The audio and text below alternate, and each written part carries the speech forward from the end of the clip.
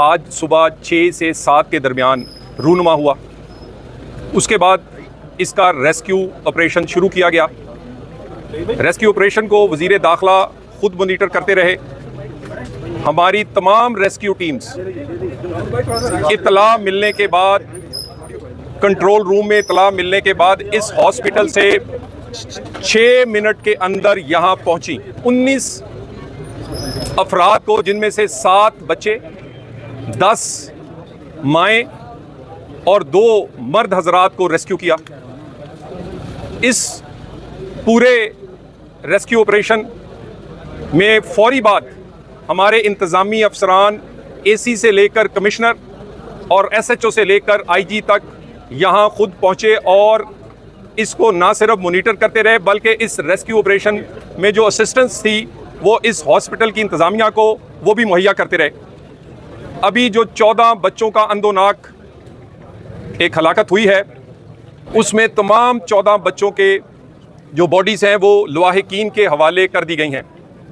उनकी निशानदेही मुख्तलिफ मेडिकल टेक्निक से और इसी तरह बाकी शवाहिद से, उनके वालदैन से मिलकर करके तमाम 14 की 14 जो बच्चों की बॉडीज़ थी वो उनके वालदैन और लवाहिकीन के हवाले कर दी गई हैं।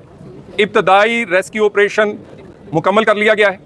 इतना अच्छा अगर चौधरी साहब ऑपरेशन था तो उसके बाद 15 में से 14 बच्चों की डेथ हो जाना और उसके बाद वही उनके लवाहिकीन कह रहे हैं कि हम कॉल करते रहे, सामने तमाशा देखते रहे, लेकिन कोई रेस्क्यू ऑपरेशन जो लवाहिकीन के कहने के मुताबिक 15 बच्चों में से 14 की डेथ हो जाना, कितना बड़ा कैसा रेस्क्यू ऑपरेशन था कि कोई एक बच्चा 14 की डेथ हो गई। देखिए, एक तो थोड़ी सी ज़रा सिचुएशन को आप ज़रा ज़हन में रखें कि एक छोटा कमरा है या वो नर्सरी है और उसमें बच्चे जो हैं वो बहुत ही कम उम्र, चंद घंटों के जो बच्चे पैदाइश के बाद उस नर्सरी में रखे गए हैं।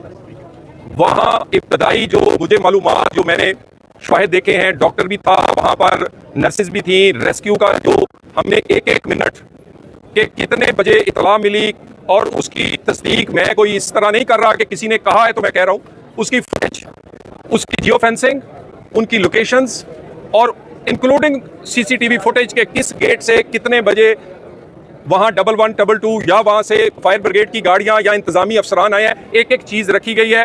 इस वाक़े का, अफसोसनाक वाक़े को बिल्कुल कोई अल्फाज नहीं है कि मैं उसे अदा करूँ, मगर रेस्क्यू ऑपरेशन में जो इंतज़ामी तौर पर कोई कोताही फ़िलहाल नहीं लगती। हाँ, अस्पताल में क्या इंतज़ाम है, उसके गेट क्यों बंद है, कौन सा खुला है, कहाँ ऑक्सीजन सिलेंडर है, कहाँ डॉक्टर्स को होना चाहिए, उसका जवाब तो यकीनन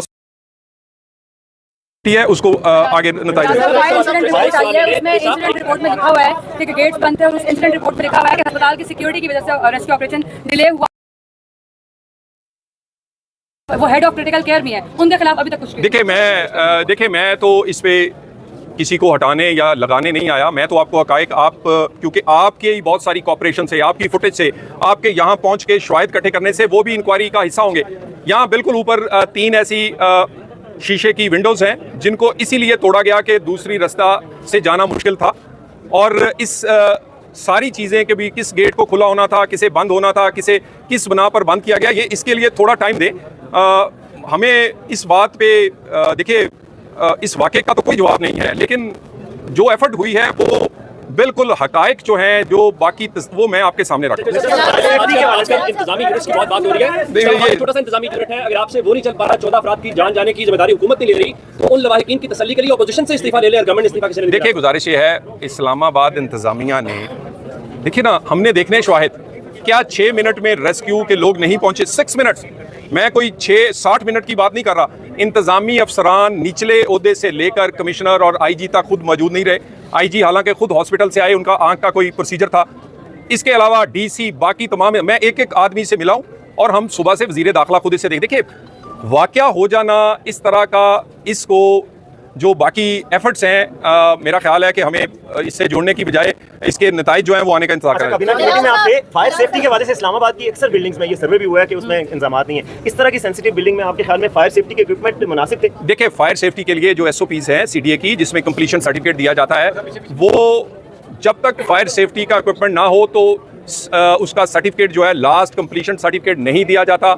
हमने ये नया शुरू किया। इसमें ये बिल्कुल बात ठीक है कि बहुत कम सरकारी और निजी इमारतें ऐसे हैं जिन्होंने ये तमाम SOPs मुकम्मल किए हैं, जिन्होंने नहीं किए उनके पास आज भी कंप्लीशन सर्टिफिकेट नहीं है। हम इसको रोज़ की बुनियाद पर नोटिसेज, उनका वहाँ मुआयना, उसके बाद जुर्माने, सील करना, और इसमें आपको पता है इस्लामाबाद 1960 से बना है, जो बहुत सारी बिल्डिंग्स ऐसी हैं जो इतनी पुरानी है कि उस वक्त ये कॉन्सेप्ट नहीं थे। हम उनको भी कह रहे हैं कि आप ये सारी चीज़ें लेकर आएँ। ऐसे ही न्यू ब्लू एरिया या जो नई बिल्डिंग्स हैं इनमें ज़्यादातर ये सारी चीज़ें, और इस तरह जो नए प्रोजेक्ट्स हैं उसमें ये ज़्यादातर चीज़ें जो हैं वो ऑलरेडी हैं। पिछले 7 सालों से सर ये सवाल रहे पिछले 7 एक मिनट